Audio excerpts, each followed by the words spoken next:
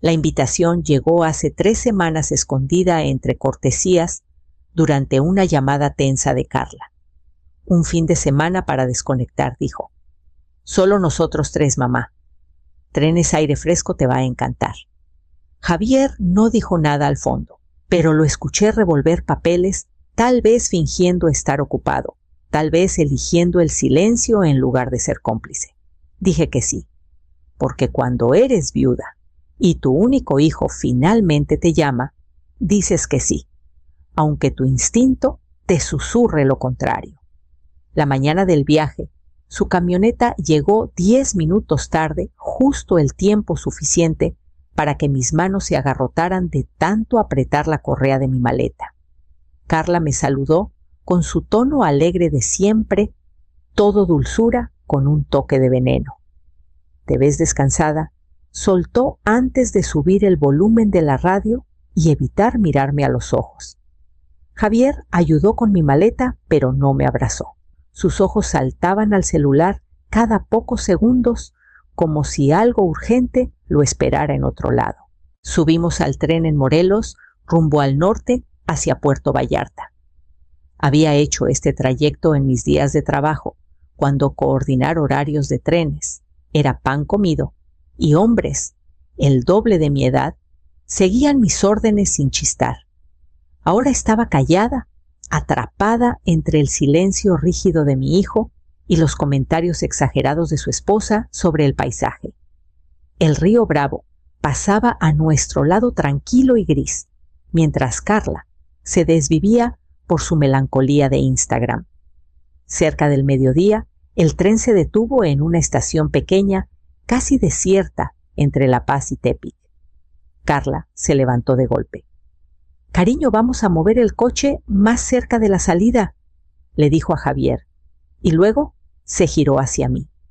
«Rosario, ¿puedes esperar aquí? Hay una banca bajo el tejado. Volvemos en un santiamén». Me dio un vaso de té tibio, menta, sin azúcar. Me senté donde señaló con el té, enfriándose entre mis manos el abrigo aún abotonado. El viento comenzó a soplar. El tren soltó un gemido grave, como advertencia. Entonces lo escuché a través de la ventana entreabierta de la camioneta, mientras pasaba por la estación la risa de Carla. Veamos cómo se las arregla para volver a casa. Javier iba al volante, ni siquiera me miró. No me levanté, no hice señas. Solo vi cómo el coche se hacía pequeño hasta perderse entre los pinos. Me quedé quieta mucho después de que la camioneta desapareciera con el vaso de papel enfriándose aún más entre mis manos. El olor a menta se había vuelto amargo. Un tren de carga pasó detrás de la estación, su estruendo vibrando en la banca y subiendo por mi espalda como una advertencia que ya había ignorado. No me levanté de inmediato.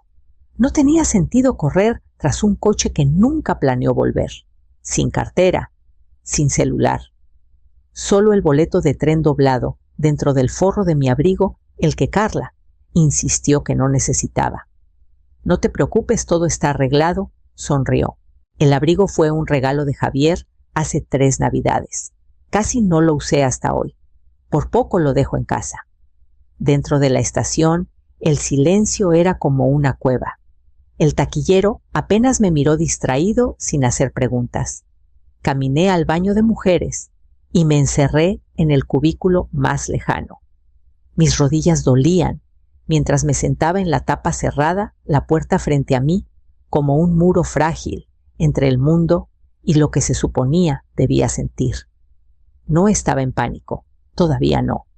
Sabía que eso llegaría después, o tal vez nunca. No era la primera vez que enfrentaba esto, no el abandono, sino la quietud que sigue cuando las personas muestran quiénes son en realidad, cuando te enseñan hasta dónde son capaces de llegar, y tú lo anotas en silencio por última vez. Al anochecer, salí y caminé hacia afuera. El pueblo era pequeño. Una gasolinera, al final de la calle, aún tenía las luces encendidas. Compré un sándwich de ayer y pedí indicaciones para la terminal de autobuses. El empleado ni parpadeó. Supongo que mujeres con sonrisas tensas y sin equipaje no levantan sospechas en lugares como este.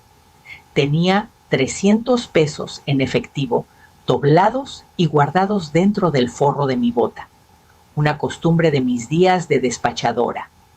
Los usé para comprar un boleto de autobús al sur, sin destino fijo, solo lejos. No dejé un mensaje, no llamé a la policía, no intenté hacerlos preocupar, solo desaparecí. Para la mañana ya era otra persona. El autobús me llevó hasta Querétaro. Desde ahí pagué por un aventón con 2 viajeros que iban rumbo a San Miguel de Allende. Les pedí que me dejaran en Celaya, un pueblo que solo había visto desde las ventanas de los trenes, deslavado por el sol y escondido entre cerros y recuerdos. Se sentía olvidado justo como lo necesitaba. En un comedor cerca de la plaza me presenté a la mesera como Luz. Nadie pestañeó. En el cuaderno donde anotó mi nombre para una lista de espera no hubo pausa ni mirada extra. Era solo otra mujer de paso, quizás de luto, quizás solo callada. Ambas cosas eran ciertas. Renté una casita detrás de un bungalow pintado de morado. La dueña Amalia era una enfermera jubilada con artritis y un patio descuidado que ya no podía atender. Me ofrecía podar los mezquites a cambio de un descuento en la renta. Ella me ofreció té de limón y no preguntó de dónde venía. Le dije que era viuda. Eso no era mentira. Mi esposo Ernesto murió hace 6 años, repentino, silencioso, como una vela que se apaga con el viento. No le conté que tenía un hijo, ni lo que había hecho. Algunas cosas no pertenecen a este aire nuevo. Llamé a un viejo amigo de mis días de despachadora, alguien que no haría preguntas. La oficina de carga en Guanajuato necesitaba ayuda con pendientes, reportes de señales, ordenar registros de rutas, entrada de datos para los hombres que aún garabateaban en servilletas y márgenes. No era glamoroso, pero se sentía como hogar. Cada mañana caminaba junto a las vías con un café en una mano y una tabla en la otra. Llevaba una placa que decía L. Vargas. Nadie reconoció las iniciales, a nadie le importó. Los hombres me saludaban con respeto y los jóvenes me preguntaban por códigos de vías que aún recordaba de memoria. Por las noches, cuando el viento estaba tranquilo y el aire llevaba los sonidos lejos, escuchaba los silbatos de los trenes resonar en la oscuridad. Ya no sonaban a trabajo, sonaban a libertad. Dormí sin soñar por primera vez en años. 3 meses después de empezar mi nueva vida, desperté antes del amanecer con el corazón latiendo contra mis costillas. El sudor empapaba el cuello de mi camisón. Mis oídos zumbaban con algo agudo y familiar. No era un tren, ni siquiera una voz. Era la risa de Carla. No el risita forzada que usaba en público, sino esa carcajada aguda y sin aliento, la que escuché desde la ventana del coche mientras se alejaban de la estación. Cortó mi sueño como vidrio. Me senté aferrando la sábana, intentando calmar mi respiración. No era el momento en que me dejaron lo que más me perseguía. Era ese sonido su alegría en la crueldad, y Javier callado a su lado con las manos en el volante. Intenté sacármelo de la cabeza, pero mi mente me llevó a un recuerdo que había apartado. Una semana antes del viaje, entré a la cocina y escuché a Carla hablando por teléfono. Pensaba que yo aún estaba en el patio. No se va a mudar. La señora es terca como mula. Si no fuera dueña de la casa, ya la habríamos metido a un asilo. En ese momento me convencí de que había malentendido, que era una broma, que no lo decía en serio, pero ahora lo sabía. Había sido un plan. No fue una broma ni un descuido. Fue intencional. Al mediodía, escribí una carta a mi abogado en Morelos. Instrucciones claras: transferir la escritura de mi casa a un fideicomiso protegido bajo la Fundación Vargas, sin poder notarial, sin transferencia tras mi muerte. No quería que esa casa, con sus jazmines y su porche crujiente, se convirtiera en su ventaja o trofeo. que pensaran que desaparecí, que se preguntaran. Yo guardaría silencio, pero no me borrarían. Amalia me ofreció té de limón esa tarde y nos sentamos en el porche en silencio. No dije nada de mis pesadillas ni de la carta. Algunas verdades pierden fuerza si las dices demasiado pronto. Esa noche, mientras sellaba el sobre, sentí algo cambiar dentro de mí. El tipo de movimiento que te dice que una puerta se acaba de cerrar detrás de ti y que no necesitabas lo que quedó del otro lado. Era finales de primavera, cuando recibí una carta de Clara Montes, una exconductora que entrené en Chihuahua. Siempre me enviaba tarjetas de Navidad, pero este sobre era más pesado con su letra cuidadosa y curva en el frente. Dentro había un recorte de periódico de mi viejo vecindario y una nota breve. Pensé que debías ver esto. Se dicen cosas raras en el pueblo. Espero que estés bien.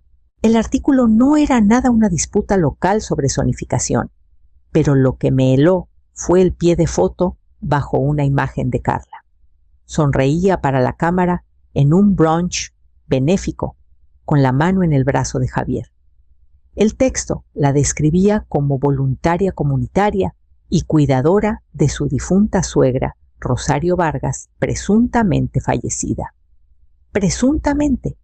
Miré la palabra como si me la hubieran tallado en la piel. Releí la nota de Clara y la llamé desde el teléfono fijo de la oficina. Mantuve la voz baja sin dar dirección de retorno. Contestó de inmediato. Dijeron que tuviste una especie de episodio, dijo suavemente. Carla contó que te perdiste durante el viaje. Insinuó demencia temprana. Javier no la corrigió. Cerré los ojos. No era sorpresa. Era confirmación. Nunca presentaron un reporte. Ni policía, ni volantes, ni preguntas. Volvieron a casa, contaron una historia y se deslizaron silenciosamente a una vida donde yo ya no era un estorbo. Ella dijo que fue muy trágico, añadió Clara con la voz tensa. Pero también mencionó que habías firmado algunas cosas a la familia. Me sonó raro. No cuadraba, todo encajó. Mi pensión, mi seguro, mi casa, siempre necesitaban mi firma. Mi presencia siempre fue una barrera. Y cuando desaparecí, nadie cuestionó la mentira. No solo me abandonaron, me borraron. Y lo peor fue lo fácil que les resultó.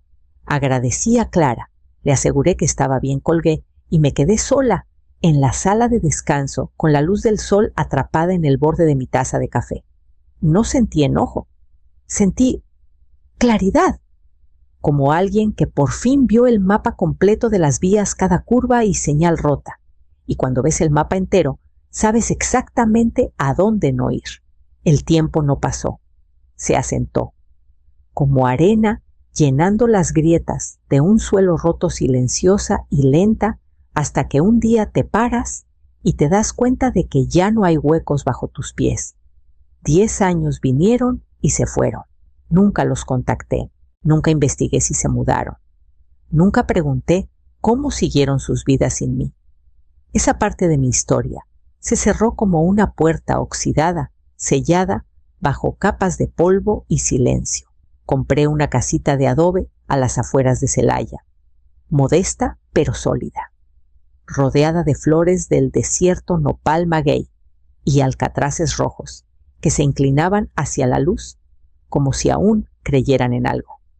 Amalia falleció 2 años después de mi nueva vida, pero antes de irse, besó mi mano y dijo: Luz, tienes el silencio más bondadoso que he conocido. Ese nombre se volvió mío. Para los vecinos, era la señora callada de los trenes que pintaba pájaros en buzones y guardaba aloe en macetas de barro junto a la cerca.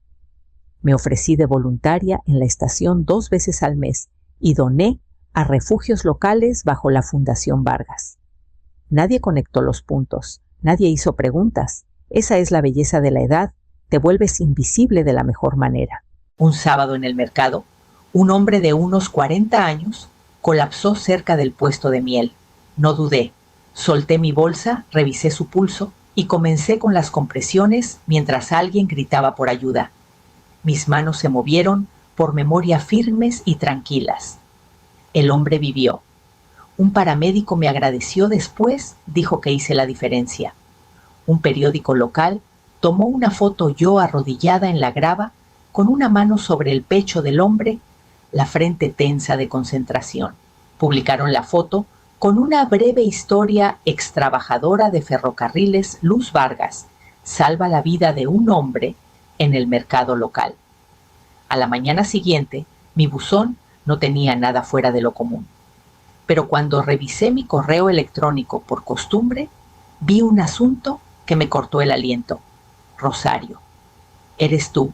El mensaje era de un primo, uno en quien no había pensado en años. Para el atardecer habían llegado 3 mensajes más, todos con códigos de área de Chihuahua. Uno de Javier, uno de un abogado y uno sin firma. Estaba en mi reja como hombre que no ha dormido en días. El cabello más gris, de lo que recordaba más delgado también, y con esa pérdida de peso, que no viene de una decisión. Javier, mi hijo. No habló de inmediato, solo me miró como si no estuviera seguro de que era real. No abrí la reja, esperé. Un primo me mandó el periódico, dijo al fin. Vi la foto, el nombre era diferente, pero lo supe. No respondí. Carla se fue, continuó. Se largó cuando empezaron las investigaciones. Cargos por fraude. Su nombre en documentos que no debía estar. Nos quitaron todo. Perdimos la casa el otoño pasado. Yo bajó la mirada. Estoy viviendo en mi coche. Abrí la reja y me hice a un lado. Me siguió en silencio hasta la cocina, donde puse la tetera como solía hacerlo. Manzanilla esta vez. Nada de menta. Nos sentamos en silencio mientras el agua hervía. Miró alrededor, probablemente buscando pistas. Fotos. Evidencia de la mujer en la que me había convertido. No había mucho. Cuando el té estuvo listo, puse una taza frente a él y me senté al otro lado de la mesa, mirándolo a los ojos por primera vez en 10 años. ¿Recuerdas lo que ella dijo?, pregunté. Abrió la boca, luego la cerró. Miró el té, sosteniéndolo, como si el calor pudiera protegerlo de lo que le pregunté. Recuerdo que estabas en esa banca, dijo al fin. Recuerdo el tren yéndose. Recuerdo el sonido de la puerta del coche al cerrarse. Pero ¿recuerdas lo que ella dijo? Su voz cayó a un susurro. Veamos cómo se las arregla para volver a casa. Asentí una vez y me levanté llevando su taza vacía con la mía al fregadero. Sé que no lo merecemos, dijo de nuevo, pero por favor. No respondí de inmediato. Limpié el borde de la taza con un trapo y miré por la ventana donde los mezquites se mecían con el viento. Luego caminé al cajón, saqué una llave y la puse en la mesa junto a él. No hablé mientras él miraba la llave. Su mano tembló ligeramente al tomarla como si pudiera quemarlo. Lo dejé en la mesa y volví con una carpeta manila gastada del estante sobre la lavadora. La puse junto a la servilleta manchada de té. La abrió despacio, revelando una fotocopia de una escritura, formularios de servicios y una imagen en blanco y negro de una pequeña estructura al borde del pueblo. Un cuarto, dije, sin plomería. El tejado se parchó el invierno pasado. Está seco, tiene cerradura y es tuyo mientras lo necesites. Parpadeó fuerte sus ojos, yendo de los papeles a mí. No entiendo. Dijiste que necesitabas un lugar donde quedarte, dije doblando el trapo en mi regazo. No es mucho, pero es un refugio. Un lugar para dormir y pensar. Es más de lo que merezco. No estuve de acuerdo, no disentí. Solo me levanté, caminé al armario y bajé un pequeño bulto de sábanas que había apartado esa mañana. No sabía que vendría. Pero había sentido algo cambiar mucho antes de que llegara. Una cuerda vieja dentro de mí rompiéndose. No es un castigo, dije, mientras le entregaba el bulto. Es perspectiva. Asintió con la cabeza gacha, la voz atrapada en la garganta. Cuando llegaron las lágrimas, fueron silenciosas, casi cuidadosas. Lloró como hombre que no había tenido permiso para hacerlo en años. No lloré. Mi cuerpo no buscó esa respuesta. En cambio, lo observé de cerca, no por frialdad, sino por claridad. Este hombre, alguna vez mi niño, ahora estaba al borde de la vida que había construido, y aunque no podía dejarlo entrar, no al centro, tampoco podía ignorar el hilo que aún nos unía. Se fue justo antes del anochecer, con la carpeta bajo el brazo, la llave en el bolsillo y las sábanas apretadas contra el pecho como algo sagrado. Lo vi desde el porche hasta que desapareció. A la mañana siguiente abrí la caja de fotos viejas que había guardado en el fondo de mi closet. Llamó la semana siguiente. Dijo que quería hablar, que no pedía nada, solo tiempo, unos minutos para sentarse. Acepté, pero solo una vez. Cuando llegó, estaba en el jardín podando las bugambilias antes de que el sol se pusiera filoso. Las espinas atravesaron mis guantes más de una vez, pero no me importó. Algunas cosas están destinadas a sacar sangre. Estaba al borde del camino, inseguro de acercarse. Asentí hacia la banca bajo el durazno. Se sentó. Seguí trabajando, no porque quisiera parecer distante, sino porque ya había decidido qué diría, y podar mantenía mis manos firmes. Mi error no fue criarte, dije sin voltear. Fue quedarme callada mientras olvidabas la compasión. No respondió. Las hojas crujieron mientras las cortaba, esparciendo pétalos rojos en la tierra. Cuando me giré hacia él, sostenía un pequeño paquete envuelto con cordel. Lo puse en su regazo. Dentro había fotos del tipo, que no enmarcan, pero guardas en cajas de zapatos. Él, con un casco de astronauta de cartón, dibujos de animales torcidos, tarjetas de cumpleaños que hizo con crayones y letras chuecas. Las guardé incluso después de todo. Prueba de que alguna vez creí en quién podía ser. Esto es lo último que tengo para darte, dije en voz baja. Lo demás lo tiraste en esa estación de tren. Levantó la mirada, con los ojos llenos y enrojecidos. Lo miré sin pestañear. Abrió la boca, tal vez para disculparse, tal vez para defenderse, pero no esperé por ninguna. Volví a las bugambilias, corté una última rama espinosa y la llevé al bote. Cuando me giré de nuevo, ya no estaba. Esa tarde guardé el resto de las fotos, las que decidí conservar. Etiqueté la caja con una sola palabra antes, luego la devolví al estante y saqué el cuaderno de dibujo que no había tocado en meses. Ahora, casi todas las mañanas, camino al pequeño museo del tren, cerca de la plaza, donde los niños llegan ruidosos y curiosos. Llevo un chaleco azul con una placa bordada, Luz Vargas Guía, y les enseño cómo funcionaban los trenes, cómo las señales nos mantenían a salvo, cómo el acero y el vapor construyeron el país en el que están parados. Escuchan con ojos grandes cuando hablo de cambios y silbatos de las primeras mujeres despachadoras, de los mapas que llevábamos en la cabeza. No les cuento qué más llevo ahí. Esa parte no es para niños. En casa, sobre la chimenea, cuelga una pintura que terminé el invierno pasado. Una escena simple, una banca bajo un cielo azul, amplio, salpicado de luz enmarcado por sombras, sin personas, solo luz. Esa banca fue alguna vez el lugar más difícil en el que me senté. Ahora es la imagen a la que vuelvo cuando quiero recordar en quién me convertí. Llevo un diario ahora. Nada sofisticado, solo pensamientos, reflexiones, fragmentos de memoria. Esta mañana escribí: la banca no me rompió, me liberó. Se suponía que sería la escena de mi humillación, mi borrado. Pero la verdad es que esa banca en la estación se convirtió en un comienzo, uno que nadie más vio venir. Escribí una línea más, como para alguien que tal vez nunca conozca. Si estás leyendo esto y alguien te dejó atrás, sabe esto, no tienes que volver para estar completo. Lo firmé como Luz, porque ese es el nombre que me gané, no el que alguien me dio antes de decidir que no importaba. Más tarde preparé té de limón y vi a Canelo, el perro del vecino, perseguir lagartijas junto a la cerca. El aire olía a mezquite tibio y cáscara de naranja. Pensé en Javier, en el silencio, en la extraña misericordia de los límites. Luego me levanté, me quité el chaleco y abrí la puerta trasera, donde la luz del sol entraba como algo vivo.